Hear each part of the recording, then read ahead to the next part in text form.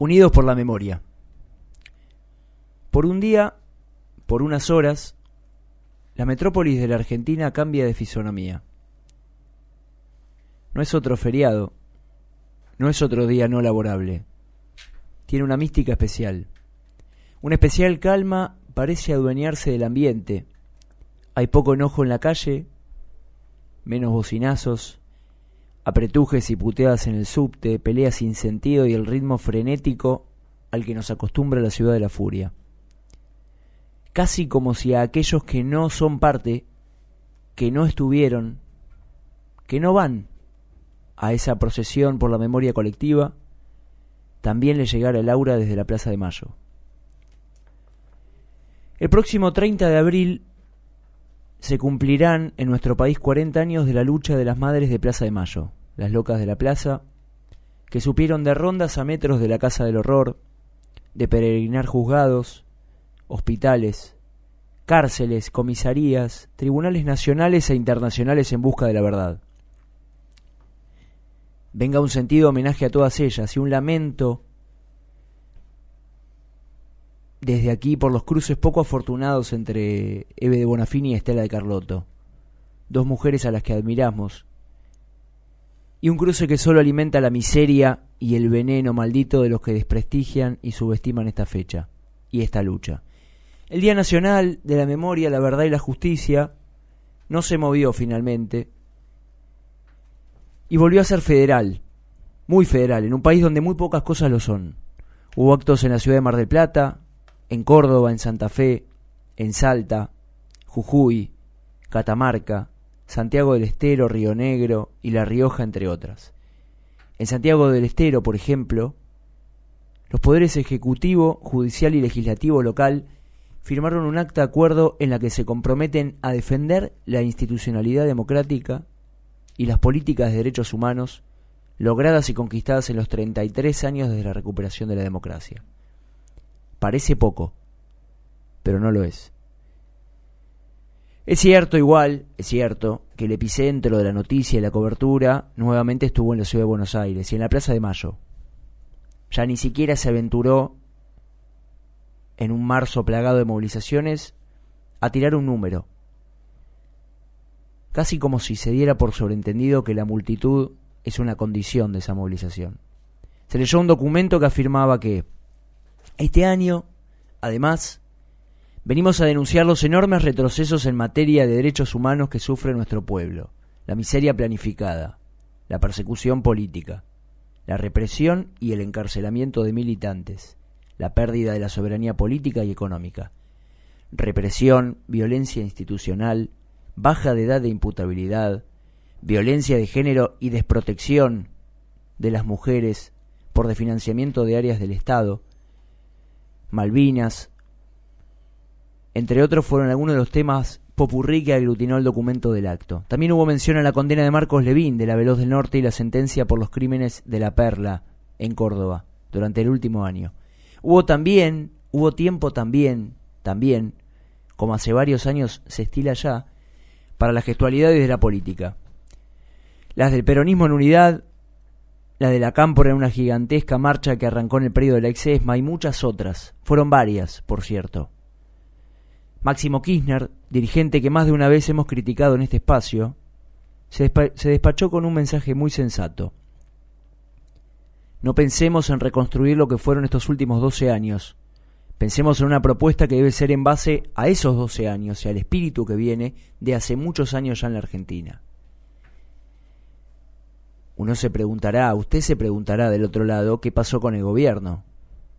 Bien, gracias. Apenas redes sociales de vuelta. Seguro costaba muy poco algún acto oficial, aunque fuera escueto y minoritario. Pero hubiera dado otra imagen, otra sensación, otro relato. No existió. Lo que sí existieron fueron declaraciones oficiales en medios y jugueteo de redes sociales. Lo esperábamos, se trató de un acto opositor en el que mostraron un endurecimiento del discurso, dijo el secretario de Derechos Humanos Claudio Abruj. Faltó el ejercicio de la memoria, fue un acto donde se alimentó a un sector político. Las consignas en el ciberespacio de las redes fueron: nunca más a los negocios en los derechos humanos y nunca más a la interrupción del orden democrático. Muy pobre o muy cínico lo de esta gente, lo dejamos a elección. Casi como si la interrupción del orden democrático sin genocidio en el medio tuviera el mismo valor, el mismo lugar. No dejaremos pasar finalmente que el documento contenía un homenaje al gran autor de Operación Masacre, esa mujer y tantas otras obras que dieron gloria al periodismo de investigación argentino en el mundo. Hablamos de Rodolfo Walsh, con la cita de un fragmento de su carta abierta a la Junta Militar, del 24 de marzo de 1977. Dijo el documento: lo que ustedes llaman aciertos son errores. Los que reconocen como errores son crímenes. Y los que omiten son calamidades. Nos quedamos con esta frase final que sintetiza la jornada de ayer, la búsqueda de memoria y la lucha de un pueblo que con tesón sigue marchando cada 24. Son 40 años buscando encuentros, 40 años encontrando verdades. Juntos podemos vencer al miedo. Ya es tiempo de encontrarnos.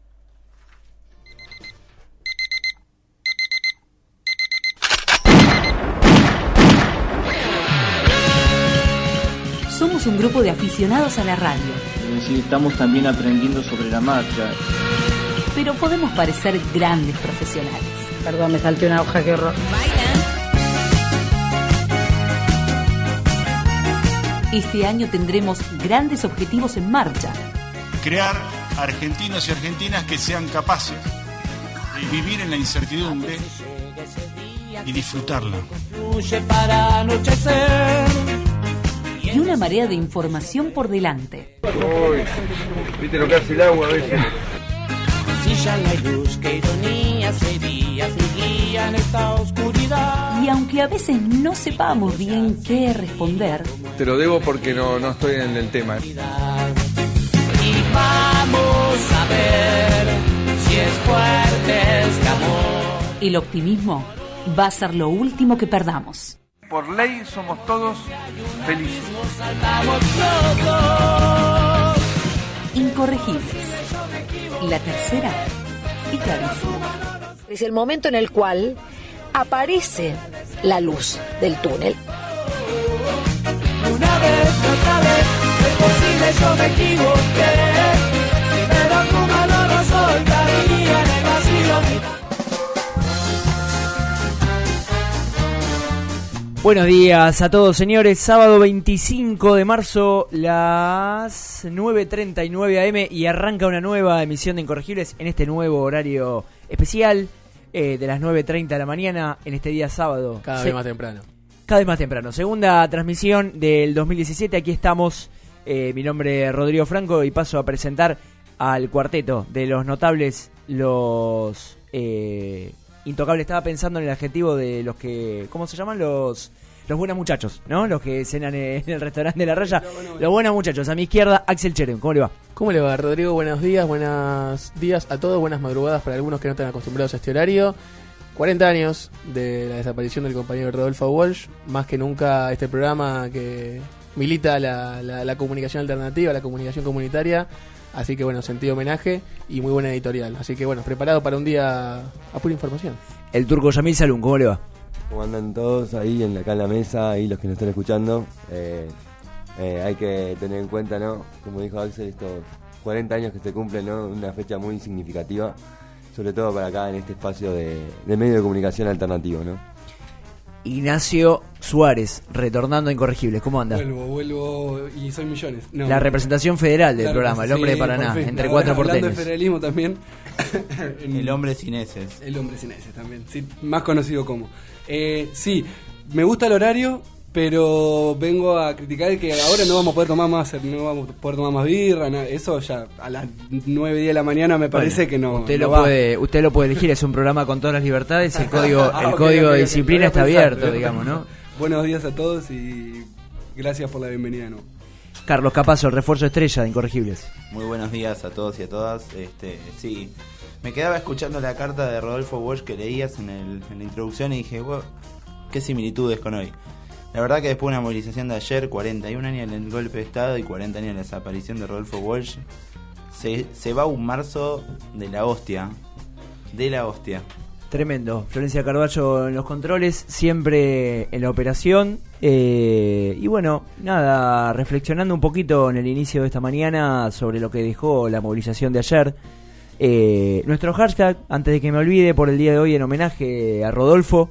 La verdad se milita, ¿sí? Nos pueden mandar, ¿qué pueden hacer? Nos pueden retuitear, ¿cómo la gente hace esas cosas? Nos pueden hacer de todo, básicamente de todo. Nos pueden me gustear en nuestro Facebook, Incorregible Radio, nos pueden retuitear, nos pueden dar el corazoncito que lo tenés, o nos pueden mencionar en algún tweet, sí, en @incorregiblefm, sí. Nos pueden mandar un mail, también es una cuestión no pública, es una cuestión más íntima de a dos, sí, a radioincorregibles@gmail.com, o nos pueden enviar un WhatsApp, una nota de voz o lo que quieran, a el 11 66 75 2205. 11 66 75 2205. O también pueden llamar a la radio, aquellos que utilicen el fijo todavía.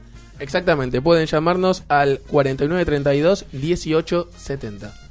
Para disparar algunas cosas, quería retomar una cosa que mencionábamos en la editorial. Vamos a empezar por algo negativo, digamos, ¿no? Me desayuné hoy temprano a la mañana, muy temprano, de las declaraciones públicas de enfrentamiento. Se veía venir hace ya más de un año, hace 2 años. Igual me parece que las diferencias entre la titular de Abuelas de Plaza de Mayo y de Madre de Plaza de Mayo, niña fundadora, hablamos de Bonafini y Estela Carlotto, son públicas. Pero es triste igual el cruce, ¿no? De un lado que es una traidora porque se juntó Vidal, la respuesta de Estela de que es una mujer llena de veneno. La verdad que no hace bien a nadie y no solo alimenta el veneno, sino que es triste porque son 2 mujeres a las cuales reivindicamos, digamos, ¿no? No vamos en este programa a tomar posición por ninguna. Sí, da pie también a que da argumentos a los que en este sentido no están de este lado, también a criticar por ese lado.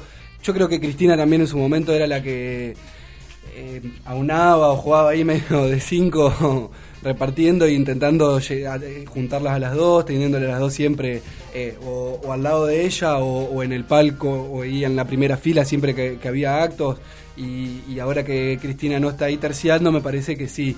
Es algo que no ayuda, sobre todo. También Estela llamando a que tenga conciencia democrática con lo que eso significa. Sí, no estuvo bueno. Sí, digamos que no solo el dolor que nos genera ver que 2 figuras a las cuales reivindicamos y amamos profundamente, ¿no? Se peleen entre sí, sino también en el contexto que sucede esto, ¿no? Con los embates del gobierno, con toda su política de derechos humanos claramente negacionista, y sobre todo porque daba a hablar justamente menos de la movilización, o a tratar de taparlo un poco con todo lo que es esta interna que no le hace bien a nada del campo popular. Es que la realidad, después de lo que fueron el avance de este gobierno contra las políticas de derechos humanos y cómo concretó ayer con una foto nefasta que decía el negocio de los derechos humanos, y tenía otro cartelito que decía no más respeto al orden constitucional, o no más ruptura con el orden democrático, me parece que el macrismo avanzó bastante contra los derechos humanos, diciendo y poniendo en duda las cifras de detenidos desaparecidos que tenemos en la Argentina, criticando las políticas que se tomaron durante los últimos 12 años. Me parecía como que en una fecha como el 24 de marzo, una pelea así entre Eva y Estela no abonaba a la construcción de unidad que se planteaba en parte de esa plaza. Digo, porque volvemos al escenario de las dos movilizaciones, sí, pero no era un hecho que tendría que haber tomado tanta relevancia o comentado ese día, dado que iba a tener mucha relevancia, pues iba a tratar de capitalizar desde los medios para criticar nuevamente la movilización del 24 de marzo. Exactamente, el rol de los medios es fundamental para justamente el día después. Nosotros siempre hacemos énfasis en el día después de cada movilización, de cada hecho político, y bueno, vaya si lo tuvimos en marzo. Uno de los grandes elementos fundamentales que tuvo la derecha para deslegitimarlo fueron los medios, haciendo uso de su reduccionismo de cualquier manifestación popular de la que hemos sido testigos a principio de mes, a mitad de mes y a fin de mes, y lo que se viene también. Así que creo que tenemos que tener en claro quién es el enemigo, quiénes son en todo caso los adversarios momentáneos a la hora de generar una síntesis, porque esto de lo que pasa en el espacio de organismos de derechos humanos con Estela y con Eve, que son diferencias del cómo, También pasa con la militancia de las organizaciones sociales, también pasa en los sindicatos. Creo que en todos hay un elemento transversal que los atraviesa a todos, que es cuál es el enemigo real que tenemos que apuntar y cómo se ve fortalecido a veces ese enemigo. El día de ayer de Alfredo Casero regodeándose e insultando a los organismos de derechos humanos, la foto que decía Capazo de los funcionarios de Cambiemos, donde una de las personas, Nicolás Massot, estaba detrás de ese cartel, y ya sabemos el rol que tuvo su tío en la dictadura militar. Entonces creo que tenemos que tener en claro quiénes son los que se ven favorecidos por estos elementos y quiénes son los verdaderos enemigos a los que tenemos que apuntar. No sé qué les pareció por lo que pude ver y donde me tocó estar ayer. Ya esta cuestión de las dos marchas es casi un continuum, ¿no? Donde la Plaza de Mayo se empieza a poblar desde las 10, 11, 12 del mediodía y las columnas del primer acto siguen ingresando una vez terminado el acto, y ya empiezan a entrar las del Encuentro Memoria, Verdad y Justicia. Como que la Plaza de Mayo revienta desde la 1 del mediodía hasta las 8 o 9 de la noche que termina el otro acto. Es impresionante. También, ¿no?, por hasta una cuestión de cómo está dispuesto, porque ustedes recuerden que el primer año que se hizo, que se dividieron los actos y se bifurcó de alguna manera, la Plaza de Mayo estaba entera, no se utilizaba hasta la mitad porque no estaba el vallado, digamos, que cortaba la mitad. Entonces la posibilidad de la disgregación por los otros accesos, defensa, reconquista, era más sencilla. Hoy es como que no es clara la división, ¿no? Digamos, es un continuum. No sé claro, cómo la vieron. No es tan tajante, sino que pareciera para el que está ahí, se queda en la plaza, quizás termina el primer acto y ve cómo se van por las diagonales, sobre todo van saliendo los del primer acto y entran los del segundo. Es como que sí, no hay una diferenciación clara más allá de que hay dos actos después, hay dos escenarios diferentes, pero eso da una sensación también de una multitud que no deja y no cesa de llegar, ¿no? Claro, totalmente. No sé qué impresión les dejó la movilización. Lo que me deja esto, lo decía antes, ¿no? El planteo sobre las dos movilizaciones como en una etapa donde la izquierda plantea o sigue criticando parte del kirchnerismo por lo hecho o lo no hecho. Me parece que en un momento donde hablábamos hace un rato del enemigo es claro, las políticas que se están llevando adelante contra los intereses del pueblo son claras, me parece que no podemos, o lo que habría que abonar es a la construcción de un 24 de marzo donde todos movilicemos por la misma causa, porque estamos reclamando exactamente lo mismo. Creo que ya pasaron mucha agua bajo el puente para no poder sintetizar en una sola movilización. Sí. Los tres ingresos, ayer nos tocó irnos a nosotros en particular, sí, por Diagonal Norte, y ver que también ingresaba una gran cantidad de gente luego de que la movilización o el acto oficial había terminado, y seguía entrando gente por las tres avenidas, por los tres ingresos a la plaza, y la verdad es que es incalculable la gente que movilizó ayer. Es incalculable posta, porque entre que entraba y salía no había un freno de gente. No, era impresionante. Sí, coincido con Capazo. La verdad que lo de ayer fue... Yo particularmente en Capital tengo una o dos marchas, días de la memoria. Este fue en particular increíblemente grande y movilizante para mí, por lo menos, porque se veía también, coincido con Capa en esto de que ya a esta altura del partido deberíamos salvar esas diferencias, o no sé si salvarlas, pero entender que son diferencias que van por otro lado y que en este día debería ser algo más aunado, ¿no? La cantidad de gente, la cantidad de pibes, la cantidad de madres con nenes que había, la verdad que fue impresionante. Y lo que quisieron decir, la consigna principal que son 30.000, con esto que decía Capa también de los funcionarios del gobierno que quieren, entienden que la cifra es más eso, es una cifra, y no entienden lo que todos creemos acá, que va más allá de si son 1, 2, 3 más, sino el contenido que tiene esa cifra y el contenido de lo que lo llenamos nosotros. La verdad que creo que el pueblo argentino ayer dio una muestra de que en este sentido no hay medias tintas. Claro. En este sentido es de una manera, y si es así, porque creo que lo necesitamos todos, y durante estos más de 35 años a todos nos hizo bien de esta manera. Entonces esta es la manera en la que el pueblo argentino cree que se debe llevar adelante un día tan importante como el 24 de marzo. Así es, aquí estamos recordando y analizando lo que dejó esta movilización por los 41 años en el Día Nacional de la Memoria, Verdad y Justicia, 41 años conmemorando la tragedia que implicó el comienzo del último golpe cívico-militar. Axel, preguntarte cortito antes de irnos a la tanda, como uno de nuestros analistas sobre estrategia comunicacional. Ayer lo escuché a Hernán Lombardi hablando de la publicidad que apareció en el partido de la selección de Argentina y Chile, el eslogan de hacemos lo que tenemos que hacer, ¿no? Y discutiendo sobre la utilización de publicidad de gobierno oficial, pauta del Estado en los canales públicos. ¿Cómo ves este recrudecimiento de alguna manera del ultraoficialismo, digamos, ¿no? La defensa y la confrontación que lleva el gobierno en cada uno de los conflictos. Ayer pasó con los docentes, pasó con la marcha del 7, lo del 8, y como un cerrarse lo propio fuerte. Y me parece fuerte este eslogan de hacemos lo que tenemos que hacer. ¿Cómo lo ves? Y yo creo que me parece que todos los elementos que uno aplica a la hora de la publicidad no son ingenuos, no son aislados y tienen un contexto. Creo que las formas que tanto vanaglorea el oficialismo hoy en día de cómo se dirige hacia la sociedad, la utilización de ciertos elementos y ciertas facultades que tiene y que tiene atribuciones el Estado, son eso y no las contextualizan y no las politizan. ¿Por qué? Porque después las terminan utilizando. La doble vara a la hora de analizar ciertas metodologías aplica esto.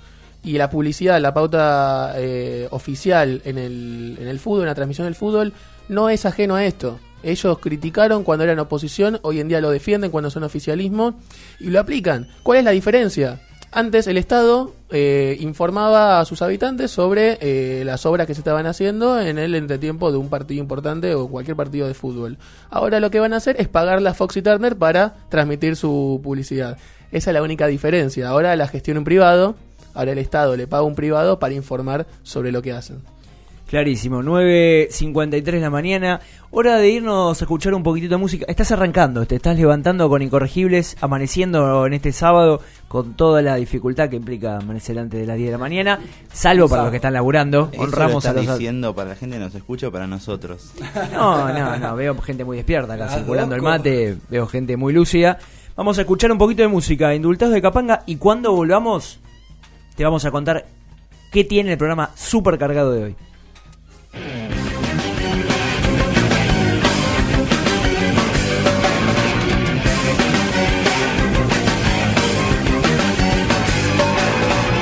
¡Juicio y castigo!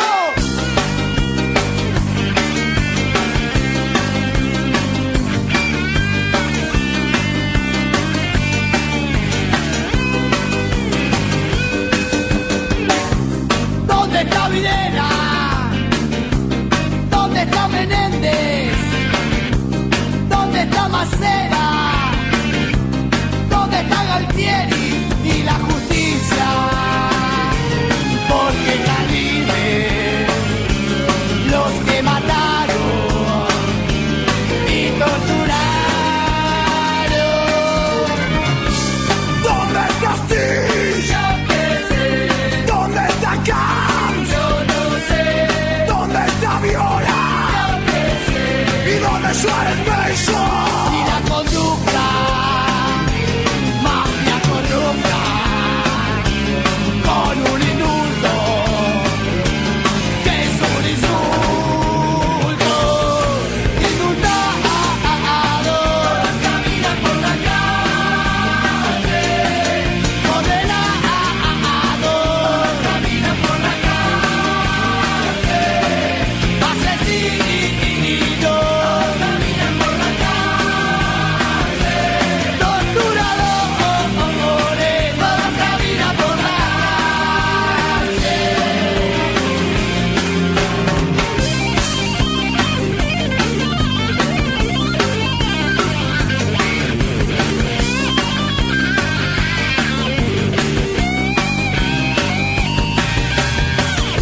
ni olvido ni perdón, juicio y castigo. Vamos la madre, yo no me olvido porque está libre. Los quiero sigan, los quiero presos toda la vida.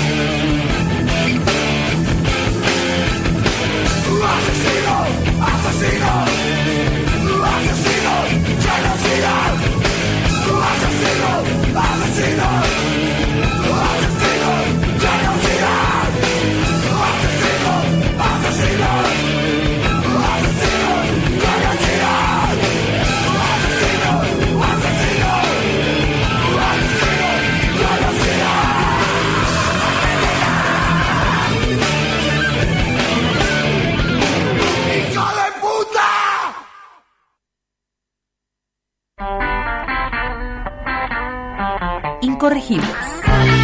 La tercera es la vencida.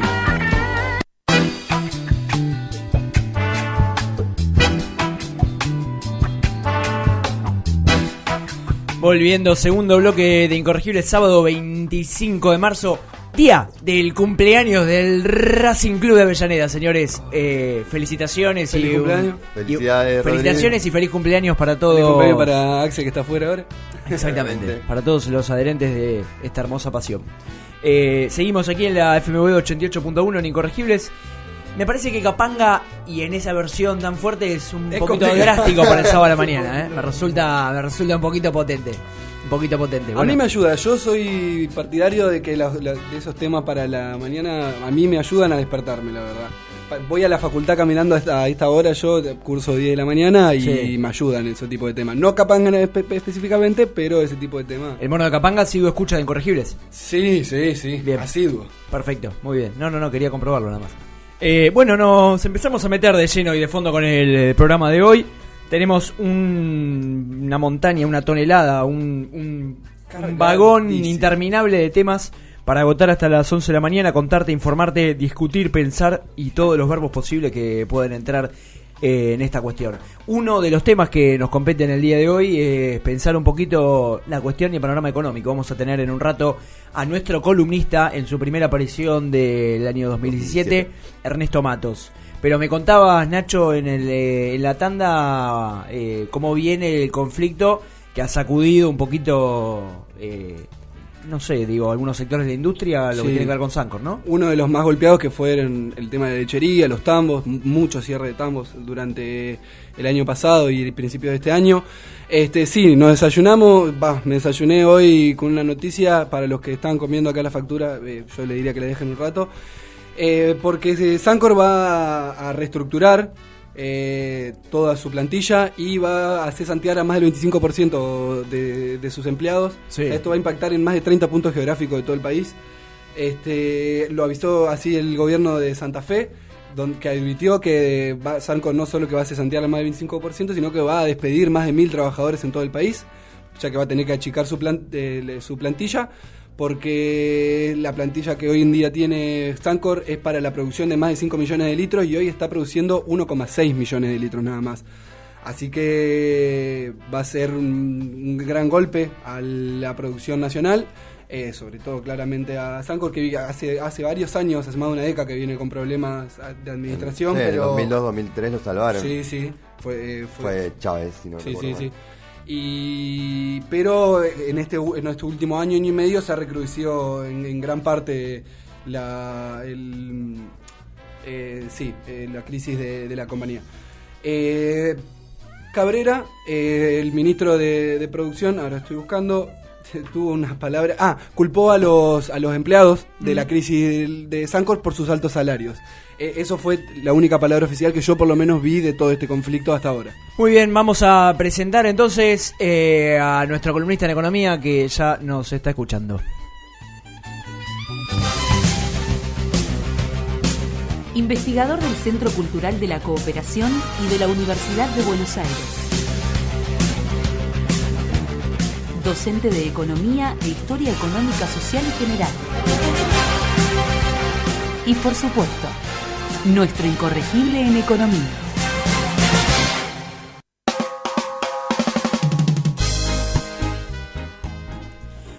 Volvemos entonces, tenemos en línea a @MatosErnesto, @EcopolCCC, algunos de sus Twitter, ¿sí? ¿Twitter? Bien, Twitter. No. Me pongo nervioso cuando hablo de esas cosas. Vinculados, Ernesto Matos en su primera participación en esta columna de economía de Incorregibles. Ernesto, querido, ¿cómo te va? Muy bien, ¿cómo andan por ahí? ¿Qué tal te recibe este nuevo horario de la mañana? ¿Qué te parece? No, muy bien, yo los sábados generalmente soy de escuchar radio a la mañana. Les hubiera recomendado la tarde, ya que a la tarde no tengo nada. Bien.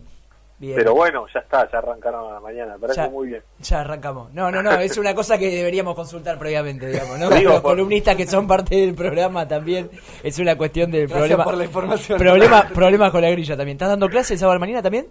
No, los sábados a la mañana, más que nada me dedico a leer y a escribir y preparar la nota de los lunes. Sí. Que sale en la columna de de radio de la Universidad Nacional de La Plata, así que más que nada leyendo y viendo lo que dejó la semana de la estadística. Antes de meternos en el tema económico, preguntarte cómo arrancó Economía Grasa este año. No, bien, la verdad que muy bien, estamos ahí en FM La Patriada, haciendo un poco de todo, ¿no? Porque también los temas son diversos, ¿no? La geopolítica, el análisis de la política coyuntural, los problemas nacionales también, y obviamente lo que tiene que ver con la economía social y género, porque es otra de las secciones a la cual nosotros le queremos dar mucha fuerza, porque bueno, me parece que es necesario y que bueno, muchos programas de radio por ahí deberían empezar a adoptar, aunque sea plantear el tema, que sería lo interesante. Tenerlo en cuenta. Hablamos recién ahí antes de la comunicación, no sé si llegaste a escuchar algo de la situación de Sancor y los anuncios del, ¿cómo se llama? De los despidos, digamos, del 25% de la planta. Por ahí no específicamente tanto en Sancor, sino arrancar preguntándote sobre el debate que se dio esta última semana, sobre si está bajando el desempleo, en realidad es que hay gente que se retira de la búsqueda del mercado laboral. ¿Cómo venís viendo este proceso de estas últimas semanas, este último mes? Bueno, ahí justamente en la página de Nodal hicimos un pequeñito informe, estuvimos relevando el consumo per cápita de leche. Primero, obviamente, sí, en el 2016 se cerraron 400 tambos más, digamos, esto que de alguna manera la sociedad rural reclamaba como una bandera en contra de las políticas agropecuarias del anterior gobierno. Durante el 2016 no se detuvo esta tendencia, lo cual se entiende que no tiene que ver ni con el gobierno anterior ni con este, sino que hay otro proceso interno en el cual parece más rentable cerrar un tambo y empezar a producir otra cosa, ¿no? En muchos casos se explicaba por el tema de la soja. Entonces, 2016, 400 tambos menos en la Argentina. Sí. Y el otro dato, que también lo provee el Ministerio de Agroindustria de Bujaile, es que el consumo per cápita mensual de leche cayó en la Argentina entre 2016, entre diciembre de 2016, entre diciembre de 2015 y diciembre de 2016, en la Argentina se consumía 2.23 litros por habitante y para finales de 2016, en diciembre, se consumía 1.64. ¿Esto qué quiere decir? Que los argentinos dejamos de consumir medio litro de leche por mes durante el 2016. Y esto afecta principalmente a la población, niños y niñas y adolescentes. Digamos, donde, según el informe de la UCA, ahora si lo complementamos con lo que tiene como muestra la UCA de la pobreza, la mitad de los niños en Argentina, según la UCA, son pobres. Claro. Entonces, acá estamos empezando a generar una población de niños y niñas y adolescentes con un déficit alimentario fundamental, la leche, digamos, ¿no? Pueden ver los informes de UNICEF, donde, bueno, la leche materna y el complemento de la leche es necesario en los primeros 6 años de vida de cualquiera, de los niños y niñas que van creciendo. Entonces estamos, me parece, generando ya una próxima generación de niños con muchas complicaciones a la hora del aprendizaje y obviamente de lo que es el formato de educación en la Argentina, lo cual me parece que este gobierno debería estar por lo menos corrigiendo o viendo qué políticas puede hacer para evitar esto, ¿no? Porque si ahora anuncian ustedes lo de Sancor, me parece que la cosa se va a seguir agravando en términos de que el dato ahí es, cae todo el consumo interno, cae la producción, cierran tambos, pero la exportación crece, la exportación de leche en polvo crece. Esto es para sectores más industrializados y exportadores, que es lo que me parece que siempre yo cito, y acá lo hemos citado una vez, es lo que decía Arturo Jaureche, ¿no? Estos son los famosos saldos exportables, ampliar al pueblo y lo que sobra lo exportamos y ahí generamos divisa. Este es el modelo que tiene la alianza del PRO y la UCR. Ernesto, esta semana, bueno, ya no, la semana pasada, se extendió el blanqueo de capitales. ¿Nos puedes contar un poquito de qué se trata el blanqueo de capitales y a quién beneficia principalmente? Bueno, el blanqueo de capitales, primero, que van a decir que fue más de 100.000 millones de dólares, es una realidad, pero lo concreto es que en la Argentina ingresaron entre 7.000 millones y 8.000 millones de dólares. ¿Qué quiere decir esto? Que es el mismo nivel que cualquier otro blanqueo. Los 93.000 millones de dólares no están en Argentina. O por lo menos si están en Argentina están en formato de algún inmueble, pero esto es todo lo que está en el exterior. El blanqueo servía, de alguna manera, poder, digamos, como le dice la palabra, no formalizar lo que no tenías declarado. Muchas empresas tienen departamentos y como eso te aumenta impuesto a la ganancia patrimonial, no lo declaraba o lo subdeclaraba. Entonces lo que hacían era, bueno, obviamente, hasta llegado algún momento esperaban este tipo de políticas y formalizaban todos pagando un menor costo. ¿Se entiende? Entonces, lo problemático acá fue que se rechazó el pedido de Felipe Solá de que, bueno, que se continuara con la idea de que no se incluyeran a familiares, pero bueno, el Poder Judicial decretó que, bueno, que no daba lugar al amparo que había presentado el diputado Felipe Solá, lo que, bueno, empieza a mostrar las claras la convivencia que tiene hoy claramente el Poder Judicial con el Poder Ejecutivo. Me parece que ahí está como el hilo fino donde la alianza del PRO y UCR están tratando de meter más fuerza y obviamente acordar con el Poder Judicial este tipo de medidas, ¿no? Porque también muchos de estos dentro del Poder Judicial están en esta situación, que no pueden formalizar, tienen testaferros. No nos olvidemos que ellos siguen sin pagar el impuesto a la ganancia, digamos, o por lo menos no son elegidos como un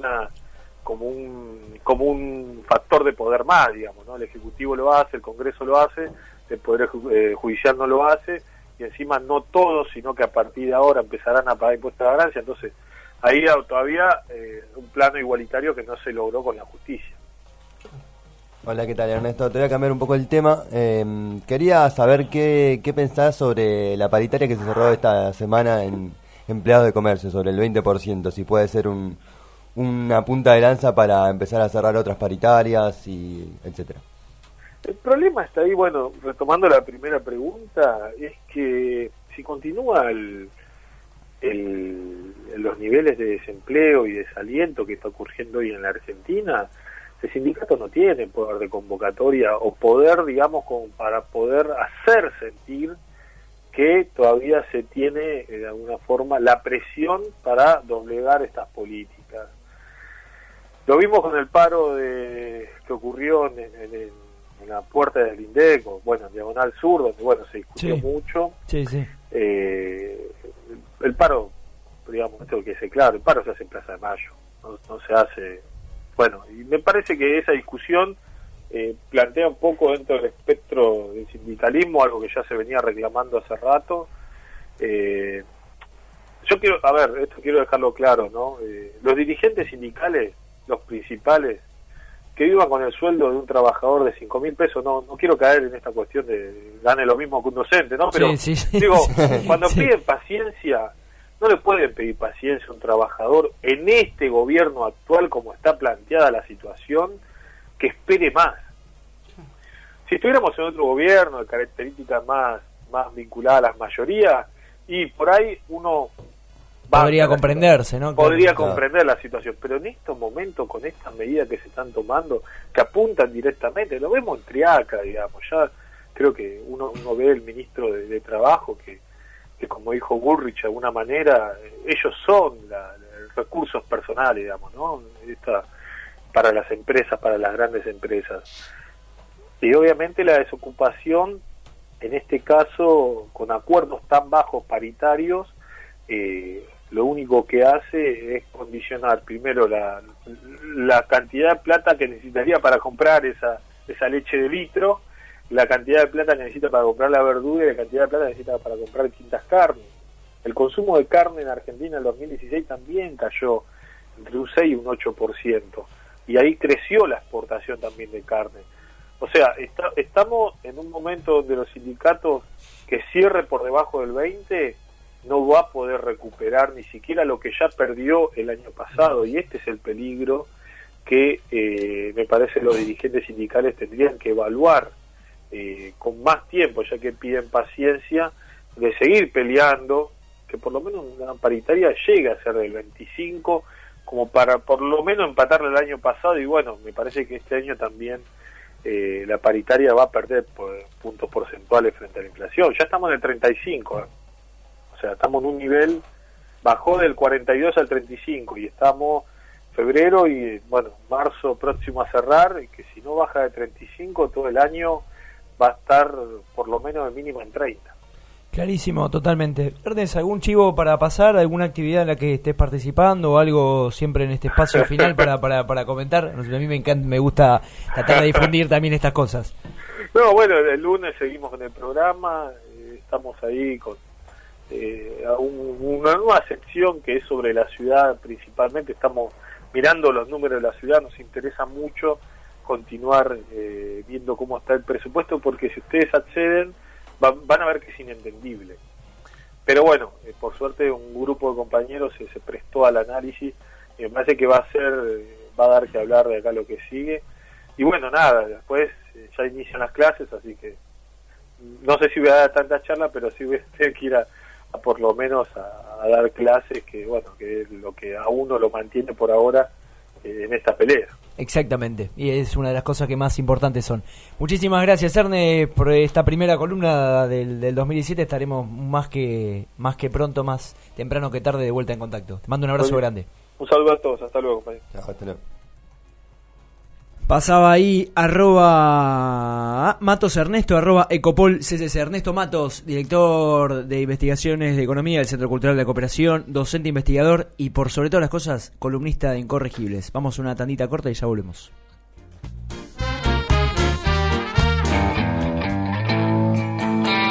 Incorregibles.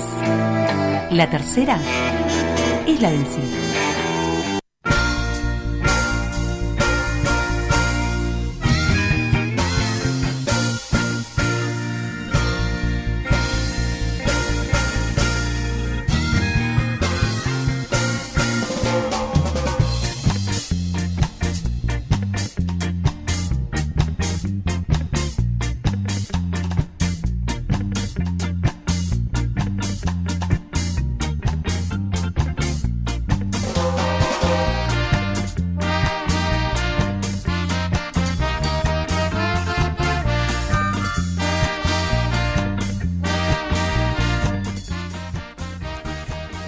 Y 16 de la mañana, tercer bloque de Incorregibles. Continuamos. ¿Se está haciendo larga la mañana? ¿Cómo venís? No, así hasta ahora tendríamos que haber arrancado y ya tenemos un montón de información adentro. Adentro o afuera, ¿no? Porque si va de la radio para afuera, bueno, es un juego de palabras pelotudo, ¿no? ¿Qué estoy haciendo?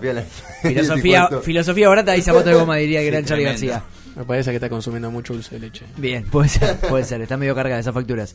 Bueno, en instantes estaremos intentando mantener comunicación con un dirigente de una trayectoria larga y extensa en la política argentina, que no bien siempre ha sido bien calificado o defendido en este programa. Hablamos de quien anunciamos en la previa, Claudio Raúl Lozano.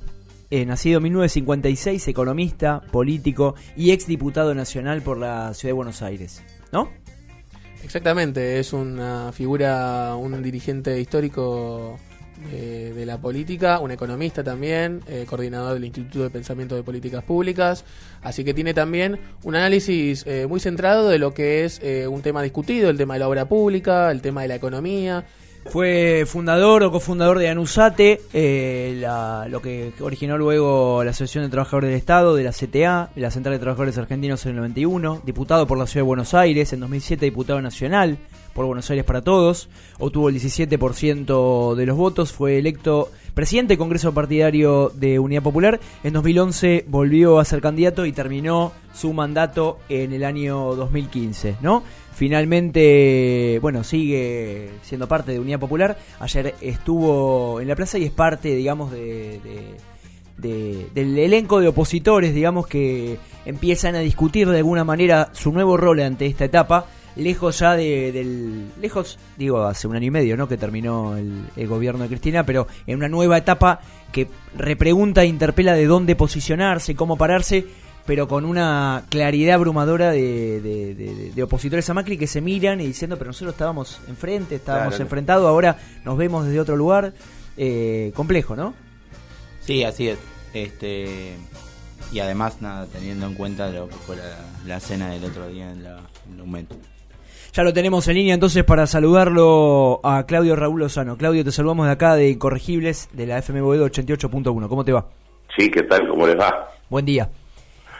Buen día. Empezar por preguntarte en la movilización histórica que se vivió nuevamente ayer, como todos los años, más masiva tal vez que en las primeras, allá por la década del 80 y 90, estuviste participando de la movilización del encuentro Memoria, Verdad y Justicia. Quería pedirte tal vez una impresión, digamos, sensaciones que te dejó la movilización y después preguntarte si, porque sos una persona en general reflexiva sobre la fragmentación en general que hay en el campo popular, preguntarte si la marcha, los dos actos, digamos, que continúan haciéndose, son tal vez un poco un reflejo de eso. Bueno, yo creo que objetivamente los miles y miles que se manifestaron ayer a lo largo y a lo ancho del país, no solo en la Plaza de Mayo, son una señal más para un gobierno que en alguna medida repone parte del ideario de la dictadura, ¿no? Digamos, básicamente todo lo que tiene que ver con su estrategia económica, el tema del endeudamiento, la desindustrialización, el empobrecimiento de la sociedad, el tema de la construcción de un Estado cuyo objetivo central es facilitar los negocios del capital privado más concentrado, digo, toda esa lógica que caracteriza al rumbo actual, y que de alguna manera retoma lo que era la senda abierta por Martí de Oz en la dictadura. Estas multitudes de ayer, así como todas las que venimos teniendo en las calles en los últimos tiempos, actúan como una señal de límite respecto a la posibilidad concreta de que estas cosas se puedan llevar adelante. En segundo lugar, me parece que es un momento muy singular también, porque también hay de parte del gobierno, en el marco de sus políticas, una estrategia de pretender vaciar la memoria de nuestro pueblo. Hay, yo te diría, desde el 24 de marzo pasado, en que vino Obama casualmente ese mismo día, una estrategia dirigida fundamentalmente a vaciar la memoria y blanquear a las Fuerzas Armadas, todo lo que tiene que ver con dejar de hablar de genocidio, volver a hablar de errores y excesos, poner en discusión la magnitud de la represión vivida, el tema de la teoría de los dos demonios. Todo tiene por objeto la idea de la reconciliación, blanqueo de las Fuerzas Armadas y volver a colocar a las Fuerzas Armadas en el control de la conflictividad social. De hecho, los planteos respecto a incorporar a las Fuerzas Armadas en lo que es digamos, en los barrios populares o en las villas, cosa que se escucha no solo del lado del gobierno, sino incluso de parte de ciertos sectores de alguna parte de la oposición, van en línea con esta situación. Así que en ese sentido creo que las multitudes de ayer sirven para decir que eso no va a ser tan fácil de hacerse acá en nuestro país, y por lo tanto también le dan energía a los planteos contestatarios. En segundo lugar, sí, efectivamente, que no hayamos podido, una vez más, que esto sea una sola marcha, creo que efectivamente habla de uno de los límites que tiene hoy las experiencias populares, que es el tema de su fragmentación. Es algo que venimos arrastrando, que se construyó fundamentalmente en el marco de la gestión gubernamental anterior, en el modo en que cada uno se paró respecto a esa gestión y que lamentablemente no se ha saldado todavía, más allá de que en las calles se están dando confluencias que pasan por encima de esa fragmentación, pero en términos de las dirigencias y en términos de las definiciones de los distintos grupos, estamos con dificultades para avanzar en las autocríticas necesarias para poder ser canal efectivo de esta energía social que tiene capacidad para resistir, pero que en tanto no resolvamos una síntesis política nueva y mejor, obviamente tiene un límite para avanzar, ¿no? ¿Qué tal? Buenos días, perdón, Claudio. Te saluda Axel en el piso. Muchas gracias por este tiempo y por este contacto. No faltaba más. Preguntarte sobre, bueno, esto que planteas, este análisis coyuntural y este análisis de la calle, sobre todo, que se está dando con las confluencias y con las movilizaciones. Esto, cómo se refleja, obviamente, teniendo en cuenta que es un año electoral. Y quería preguntarte más específicamente por lo que fue la cena del 20 de marzo en la UMET, y las declaraciones de Carlos Heller, un diputado que seguramente tenés varias coincidencias, de la necesidad de armar un frente plural y amplio que sea programático, sobre todo. ¿Cómo lo ves? ¿Cómo fue la experiencia del lunes? ¿Qué sensaciones te dejó? ¿Y cómo pensás que se puede proyectar en este año electoral? Ya, nosotros venimos trabajando en la construcción de una perspectiva frentista que pueda abrir un horizonte político interesante en las elecciones del 2017. Creemos que el 2017 reclama una renovación en el plano del Parlamento Nacional y de la legislatura de la ciudad, así como también de las legislaturas provinciales, para que todo lo que está ocurriendo a nivel de movilización y conflicto social y respuesta callejera tenga traducción institucional real, porque objetivamente Macri gobierna hoy y saca las leyes que necesita, fundamentalmente con el concurso y la complicidad de otras fuerzas políticas. En esas fuerzas políticas que actúan como cómplice de la gestión gubernamental están obviamente las diferentes variantes del Partido Justicialista y del Frente Renovador dominantemente. Y esto, digamos, obviamente plantea el problema que supone la cena del lunes. Yo concurrí a esa cena invitado por un dirigente de la ciudad de Buenos Aires, del Partido Justicialista y del Frente para la Victoria, que es Jorge Tayana, con quien venimos impulsando una estrategia de trabajo de carácter frentista desde el año pasado. Y lo cierto que el problema que plantea el Frente para la Victoria hoy el Partido Justicialista es que obviamente en él están desde Jorge Tayana hasta Andrés Rodríguez. Andrés Rodríguez, y lo menciono particularmente porque integra el Partido Justicialista de la Ciudad de Buenos Aires. Andrés Rodríguez, aparte de haber sido oficialista de todos los gobiernos, es quien ya hoy ha cerrado la paritaria del 18% en la provincia de Buenos Aires. En este sentido, se necesita, se necesita que confluyan los que coincidimos. Y en este sentido, obviamente, la cuestión es programática por un lado, como dice Heller, por otro lado tiene que ver con conductas históricas y definiciones. Así que en ese sentido, nosotros vamos a discutir con vocación frentista, tratando de juntar aquello que se puede juntar y no, en todo caso, aquello que puede dar lugar a nuevas frustraciones. Te retomo algo que vos mismo dijiste, y me parece que los que defendemos un poco más, un poco menos, y todos los debates pendientes que dejaron los últimos 12 años de gobierno, es momento, y es el momento ahora, y de que esto sea productivo, digamos, las autocríticas necesarias y poder no lavar culpas ni tampoco levantar dedos acusatorios, sino, como decís, un objetivo, digamos, que nos supera a todos, y las individualidades y las opiniones que tengamos sobre la anterior gestión, que es unificar, digamos, ¿no? Para superar la fragmentación, la única posibilidad es unificar. Retomando, teniendo en cuenta que ha sido claro tus posicionamientos de distancia con el kirchnerismo, ¿hay algún proceso que hoy empieces a ver o que hagas en función de esta autocrítica? Que por ahí falta en general en dirigentes de todos los espacios políticos. ¿Hay alguna autocrítica que te hagas de algún momento donde, no sé, hoy veas que podría haber sido distinto, podría haber habido una confluencia diferente? ¿Qué pensás de eso?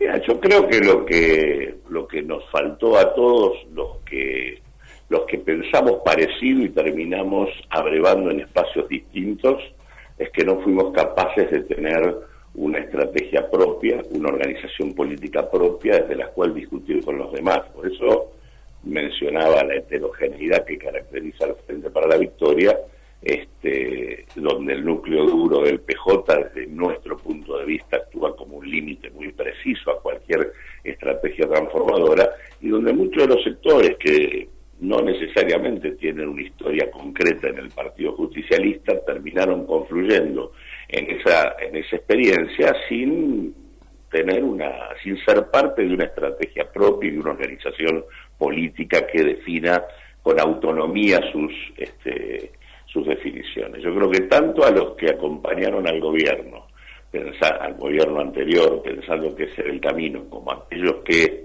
por ahí mantuvimos distancia porque entendemos que las estructuras políticas tradicionales actúan como un freno a cualquier proceso de cambio real, creo que tuvimos como problema grave no haber sido capaces de conformar una organización política que nos permita discutir democráticamente estas cosas y tener una posición con autonomía. Y en ese marco creo que se manejaron mal las dos cosas. Algunos manejaron mal el apoyo, entendiendo que tenían que hacer apoyo ciego y no criticar prácticamente nada.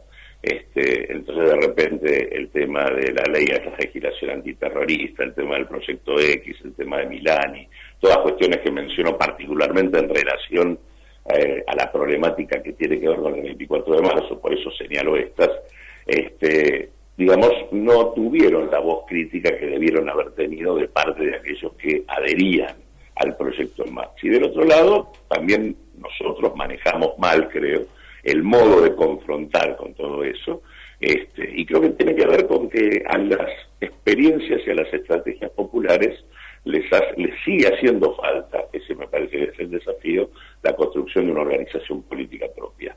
Esa es la tarea de fondo, esa tarea no es solamente programática, para nosotros involucra varias discusiones. La primera discusión que involucra tiene que ver con cómo se resiste, cómo se supera el proceso de fragmentación en la resistencia. La segunda discusión que hay que ir a fondo también es cómo se piensa la idea de la transformación en el marco de un mundo donde el capitalismo tiene niveles de predominio como los que tiene, donde el socialismo ha sido derrotado a nivel internacional y donde además los cuestionamientos a la globalización aparecen muchas veces en versiones de una derecha ultramontana, como el caso del Brexit, como el caso de Trump y demás. La tercera línea de discusión que nosotros creemos que hay que tener es el tema de cómo se construye organización y poder popular y el papel que cumplen los trabajadores y el movimiento obrero. En este sentido, para nosotros la discusión sobre la necesidad de un nuevo modelo sindical ocupa un lugar fundamental y este es otro debate que creo todos tenemos pendientes. Y el cuarto es una estrategia electoral que desde nuestro punto de vista obliga a una confluencia amplia, frentista, que tenga como definición precisa esto que mencionaba antes, terminar con la complicidad con el gobierno macrista en cada una de sus definiciones. Hola, ¿qué tal, Claudio? Te quería hacer una última pregunta. Te corro un poco el eje de la política para llevarte al plano económico. Quería saber cómo es la situación actual de la economía y cuál es la proyección que tienen las principales variables económicas con respecto a lo que va a ser este año, ¿no?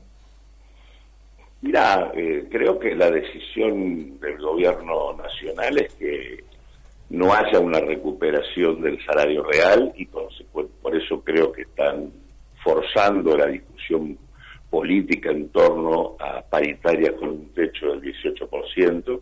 Eso en la práctica implica que el salario real vuelva a caer y consecuentemente, si esto es así, eso implica que el consumo de los sectores populares no va a actuar como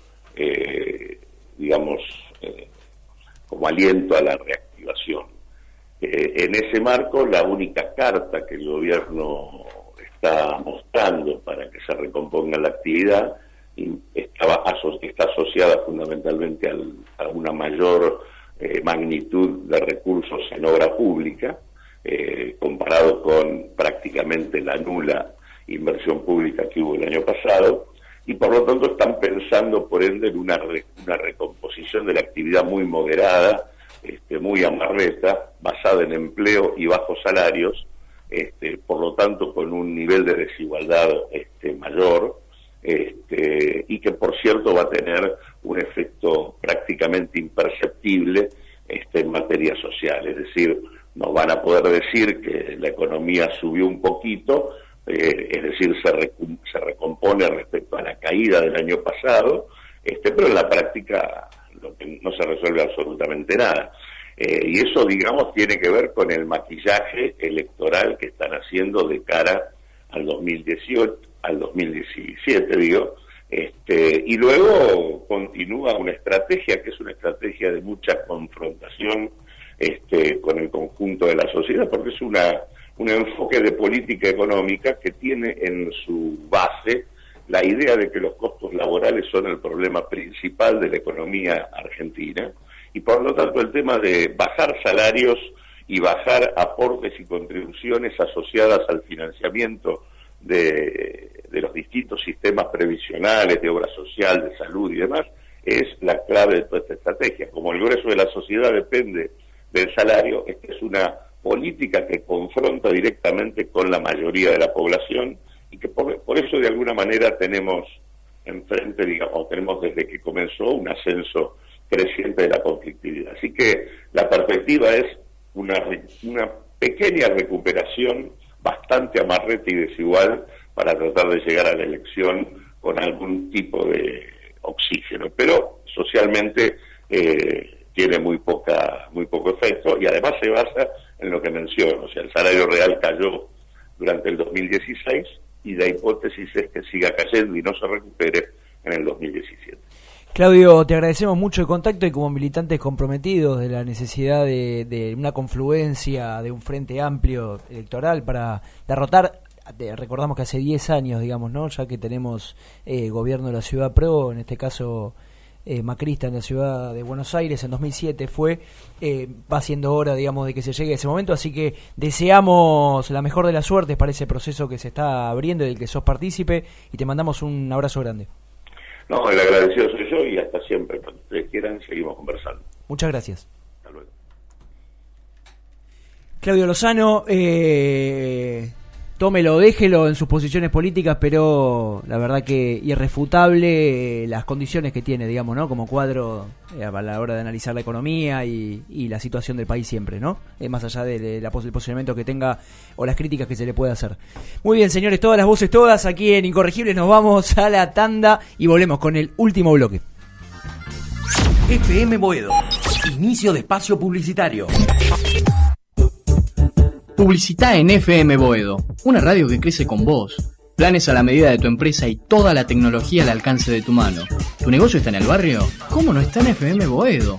Comunicate al 4932-1870 o escribinos al info@fmboedo.com.ar.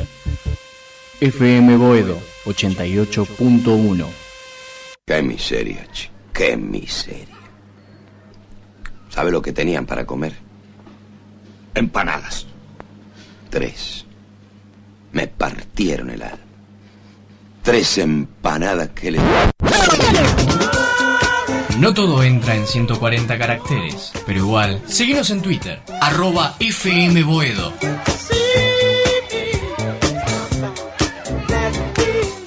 ¿Estás harto de que te chamullen? Usa el micrófono y contala como quieras. Formá parte de FM Boedo. Llamá al 4932-1870. O mandanos un mail a info@fmboedo.com.ar. Aquí por FM Boedo 88.1, y si no nos escucha por fmboedo.com.ar. Bienvenidos a FM Boedo, el gran programa de radio. Queda mucho por contar. Nos cortaron el agua esta mañana. Menos mal que la charlatana de al lado me imiten todo. Yo hago puchero, ella hace puchero. Yo hago... No todo entra en 140 caracteres, pero igual, seguinos en Twitter, @FMBoedo.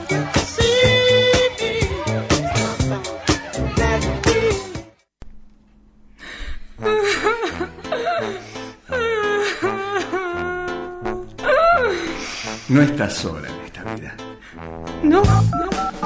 Comunicate con FM Boedo al 4932-1870. FM Boedo 88.1. Queda mucho por contar.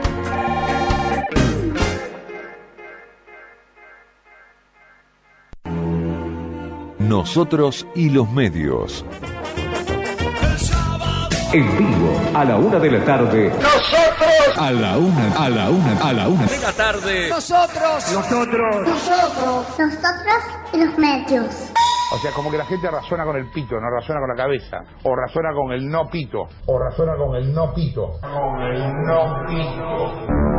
Lo de la Nacha. La humanidad se divide entre los que piensan con el pito y los que piensan con el no pito. No puedes ni siquiera mencionarlo, no puedes ni poner un nombre de fantasía, nada. Es el no pito. Lo otro. Claro. Qué enfermo, por favor. Y después los Nosotros y los medios. Un recorrido semanal por el mundo de la fantasía, la imaginación desbordante y las invenciones más alocadas. Un paseo por el periodismo independiente. Conducen Gustavo Bulla Ivana Casas y Gustavo Gordillo. Porque nosotros no somos lo mismo, ¿viste? El día es sábado. A la una de la tarde. ¿Alguno más de Sagitario? ¿No? ¿Solamente 2? Bueno, es un montón igual. Mira, 2 más acá de Sagitario también que hay. O sea que ya son Gachi, Pachi. No todo entra en 140 caracteres, pero igual, seguinos en Twitter, @FMBoedo.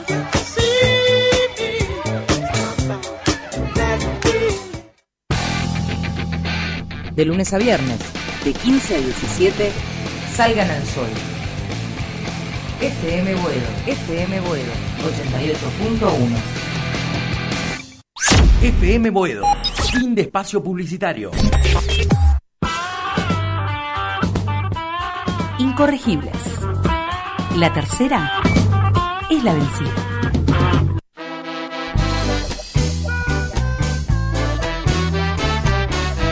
Último bloque, señores, las 10:41 mañanero de Incorregibles en este sábado 25 de marzo. Si te estás desperezando recién y perdiéndote en nuestro programa, no te olvides que pasó Ernesto Matos con la columna económica, pasó Claudio Lozano hablando de un montón de cosas, no te las voy a enumerar porque no terminamos más. Y bueno, ya nos metemos con el tercer protagonista un poco del día de hoy. Claudio Alberto Morresi, nació en Buenos Aires en 1962, exfutbolista de Huracán, Vélez y River, entre otros. Fue hasta el año 2015 secretario de Deportes de la Nación, dirigente porteño de Colina.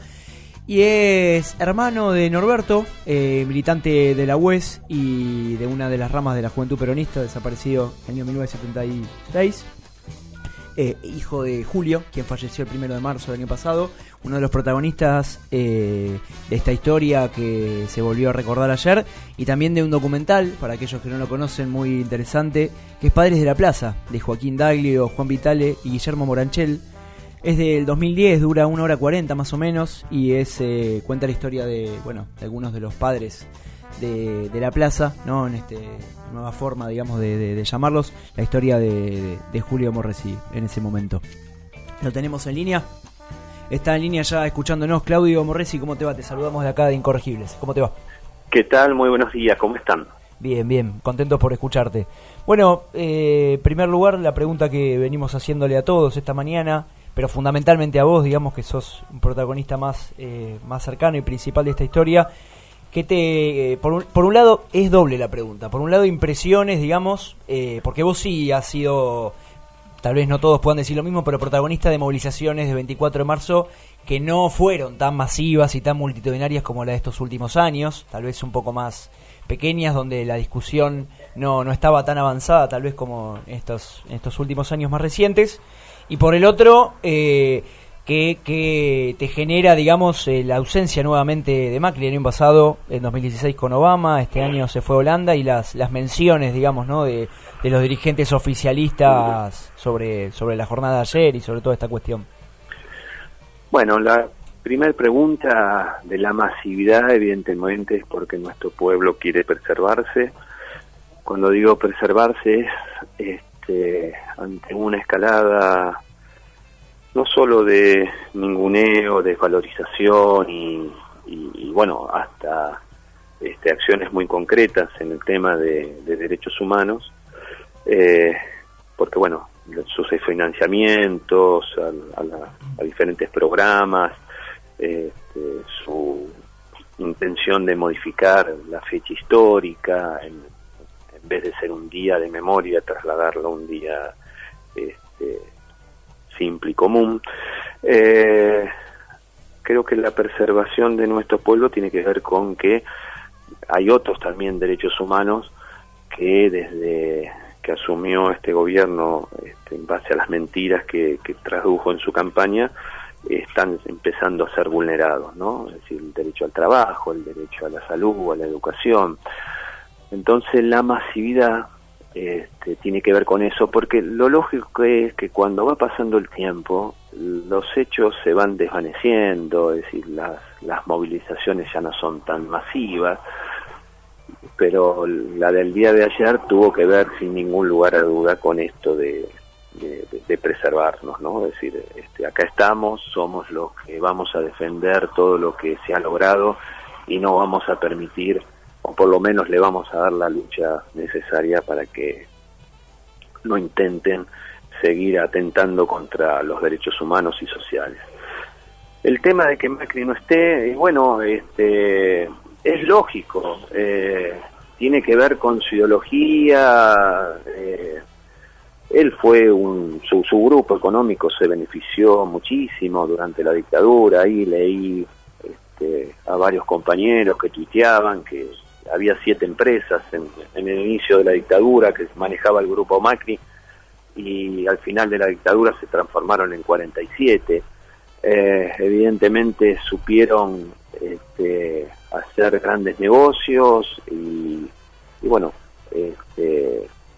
el tener algún tipo de acompañamiento a este día sería de alguna forma estar en contra de esas políticas económicas que se implementaron en esos tiempos. Entonces me parece lógico que él haga lo que hace. ¿Qué tal? Buenos días, Claudio, te saluda Axel en el piso. Muchas gracias por tu tiempo y por esta comunicación.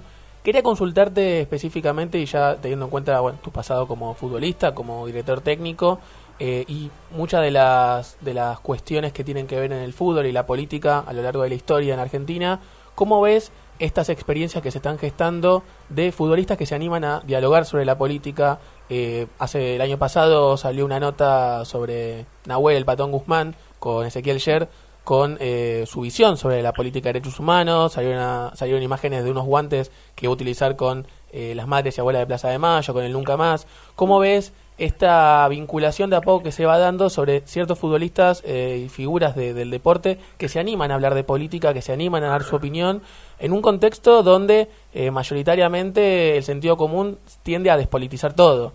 ¿Ves una avanzada? ¿Ves un retroceso en este momento? No, creo que si uno va a la historia, es muy difícil encontrar deportistas comprometidos en diferentes causas. Y hace varios años que empieza a haber una clara decisión. Yo recuerdo a las Leonas, a Messi, a Maradona, a muchos otros deportistas que acompañaron las luchas de las abuelas de Plaza de Mayo, sacándose una foto, los planteles de Boca, de River, de Racing, de Independiente, de Huracán, de San Lorenzo, es decir, sacándose una foto, acompañando, una foto con una bandera que decía: si tenés alguna duda, acércate a abuelas. Recuerdo también apoyos a la educación pública. Me acuerdo en el año 97, en la cuando se hizo la carpa blanca, se jugó un partido ahí frente a la Carpa Blanca con varios futbolistas, bueno, sí. Claudio García, Fabri, bueno, estaba yo y estaba algunos otros más que eran muchos no recuerdo, y el tema de este compromiso, bueno, discúlpeme que le vaya porque me viene a la mente y voy. Sí. El tenista Argüello ha tenido acciones muy solidarias, y bueno, Guzmán tal vez, Kurt Lundman, otro gran jugador, hay otro jugador que ahora se me fue el nombre, que cuando hizo un gol se levantó la camiseta y tenía abajo otra camiseta con la imagen de los pañuelos y de las abuelas.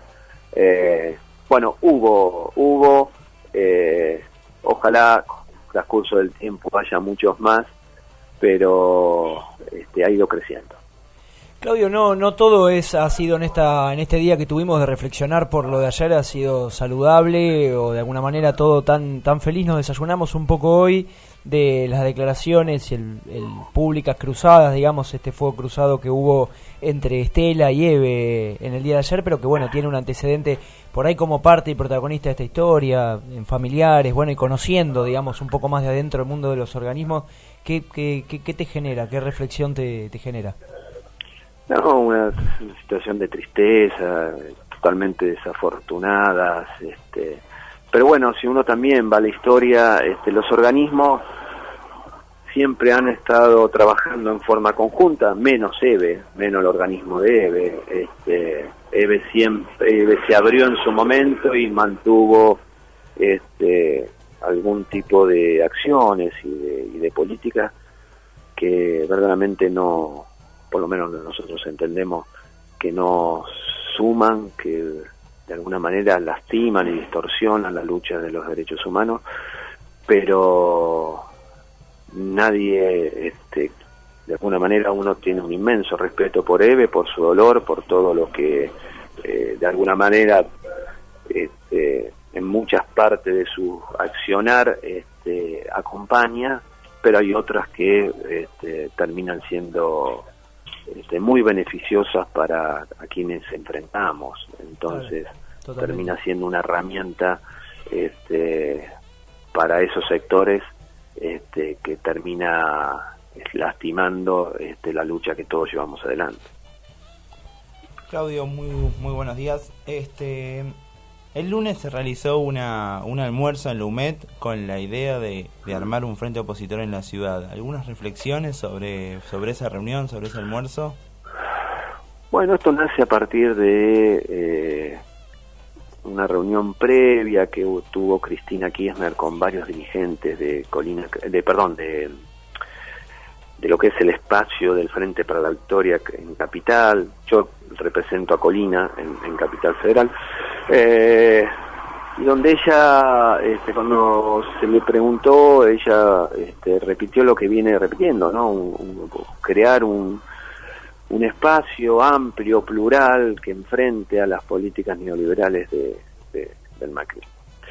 Y a partir de ahí hubo una invitación tuve una invitación de Daniel Film, mi agrupación Colina, a estar presente, y donde fuimos, porque entendemos que seguimos este mensaje que baja nuestra conductora, que es Cristina Kirchner, y desde ya Alicia Kirchner, a quien le preguntamos y nos dijo que fuéramos, y cuando nos tocó hablar, dijimos que sí, que era sumamente importante esta unión, empezar a trabajar en varios puntos de acuerdo para que si todos estábamos de acuerdo, ir juntos a una próxima elección, pero que también en ese lugar faltaban compañeros a los cuales había que invitar y que tenían que estar presentes, como otras organizaciones de lo que es el kirchnerismo.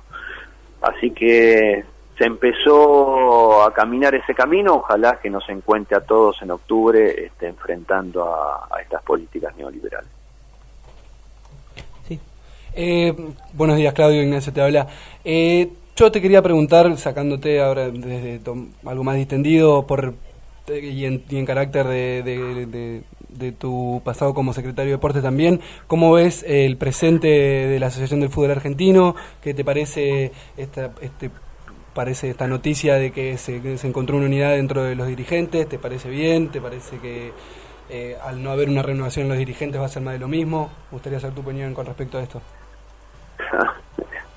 Hay algo que a usted le sorprenderá, pero al ingresar a la Secretaría de Deportes y por estar el fútbol dentro de otra área, poco me interesé por el fútbol y trabajé muy fuerte en otras, de alguna manera donde el Estado necesita estar presente, que serán en las otras disciplinas deportivas. Como debe ser. Y que de alguna manera pudimos lograr varias leyes, disciplinas deportivas y lo que tenía que ver con el deporte social, ¿no? Y logramos las leyes del ENAR y logramos las leyes de los Juegos Evita, donde hubo un gran avance en el deporte.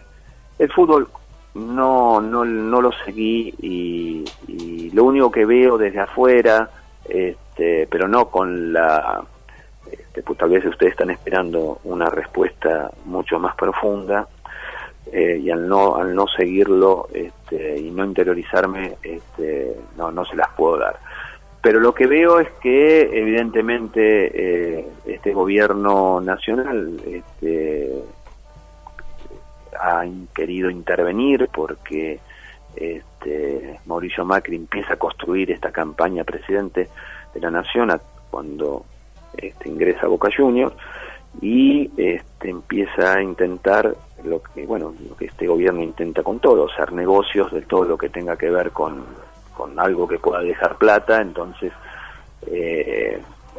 trabaja para las sociedades anónimas, y de alguna manera quiso intentarlo, fue rechazado, y no terminó esta nueva conducción de la asociación de la AFA de llevar adelante algún programa mucho más profundo, ¿no? Algo que tuviera que ver con un cambio mucho más profundo en lo que tiene que ver con todo el funcionamiento de los clubes. Buscaron esto de tratar de conseguir mayor financiamiento con este programa, al terminar con un derecho que teníamos todos los argentinos, que era el fútbol para todos, y esperemos que una vez que empiece a funcionar esta nueva conducción, empiece a tratar de o verlos caminar para ver cómo es lo que van a hacer. Claudio, te dejo antes de finalizar, una última pregunta, ya que tu función estaba más abocada en lo que era la Secretaría de Deportes y la institución que es el ENAR. Hoy estamos atravesando un proceso de ajuste que uno lo ve capaz en los científicos que emigran a otros países a seguir sus procesos de investigación, y lo estamos teniendo también con los atletas, con los deportistas, que es el ejemplo de un velista ganador en Londres 2012. Se va a representar a Estados Unidos por la baja del presupuesto que el actual secretario de Deporte, Carlos McAllister, está efectuando, obviamente por directivas del Poder Ejecutivo Nacional. ¿Cómo estás viendo este proceso de ajuste que se está dando? ¿Cómo lo ves proyectado en lo social también, no solamente en la cuestión numérica, que capaz es un poco más fría? ¿Cómo lo ves vos como ex funcionario en ese área? Y sí, que va a dañar mucho de lo que se logró, que va a quitar la posibilidad de que miles de jóvenes puedan hacer actividad deportiva, porque ingresaron, ellos suspendieron, es decir, dejaron sin funcionamiento algunos programas que trabajaban fuertemente en los barrios más marginales, donde capacitabas a jóvenes de esos barrios para ponerlos al frente de centros deportivos, de pequeñas escuelitas de deportes, sí, donde había miles de chicos que hacían actividad física y deportiva, y al salir del Ministerio de Acción de Desarrollo Social y ingresar a Educación, decidieron que eso no funcionara más, con este daño que estoy comentando, con una pérdida del poder adquisitivo de las becas de los atletas de más del 22%, porque la inflación fue del 42% el año pasado, y el aumento que dieron de becas para este año fue del 20%, así que perdieron nuestros deportistas de la beca que habíamos conseguido, un 20 y pico % de poder adquisitivo, claro. Con una violenta que produce un daño muy muy grande a todo lo que tiene que ver con los clubes de barrio, a través de los tarifazos, a través de no implementar alguna ayuda social para que estos clubes, cuando ahora empiecen como le vino en su momento, todo se suspendió, pero acá ahora va a volver todo lo que tiene que ver con las tarifas del gas y de la luz, va a hacer que muchos clubes no puedan seguir funcionando o que anulen ciertas prácticas de disciplinas deportivas porque no las pueden seguir llevando adelante por los costos.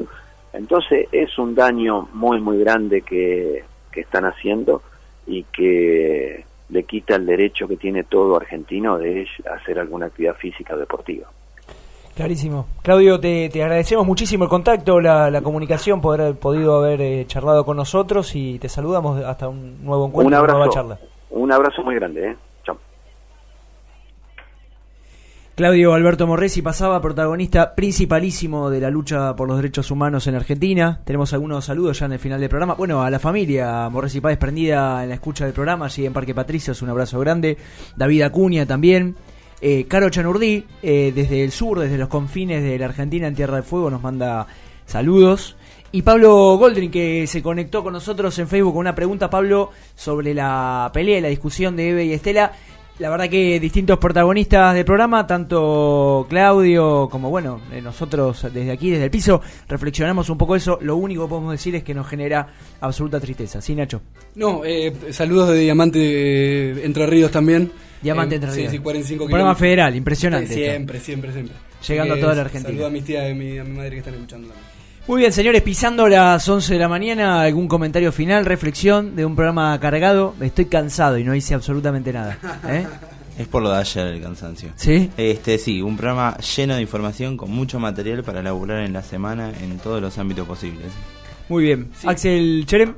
Bueno, un gran programa, mucha información. Ojalá sigamos manteniendo este nivel de calidad de entrevistados y de temas a tratar. Es un desafío. En lo que queda del año. Lo que venimos manejando para el que viene se termina concretando, vamos viendo.